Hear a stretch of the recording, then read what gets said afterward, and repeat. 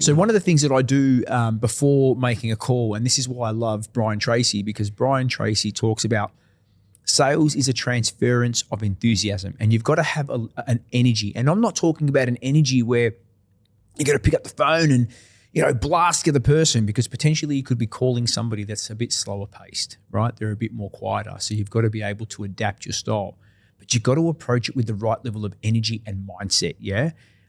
Key tactic, get yourself up, get yourself active.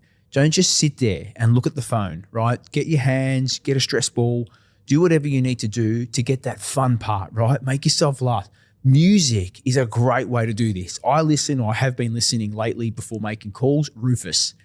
You've heard it, right? I put the Sonos on, put a bit of Rufus. It gets me sort of really in that right level of that right mood, and that it allows me to bring the energy I need to pick up the phone. So that's probably tactic 0 before actually picking up the phone, is the level of preparation to get your mindset in a really good feeling. Yeah, you want to have that good energy before picking up the phone. Being a little bit active. So if you've got a stand-up desk, stand up into the calling, which also helps as well. Yeah, and I'm a walker, Dave. So, the guys would have seen me today. I was at our recovery business. I probably did a good solid 50 calls, not just outbound, but also inbound. And I'm active. I'm walking. I've got my headphones on. I'm literally walking, pacing outside, because I like to have that level of energy when I'm talking. And I actually talk with my hands. So it's like I'm presenting to somebody on the phone, even though they can't see me. Well, you are Italian, so if I want to shut you up, I just got to tie your hands up, huh?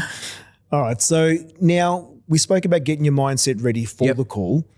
Now let's talk about what to say on the call. So how do you structure this? What's the right amount of words or timing when you're introducing yourself? What do you do? How do you say it?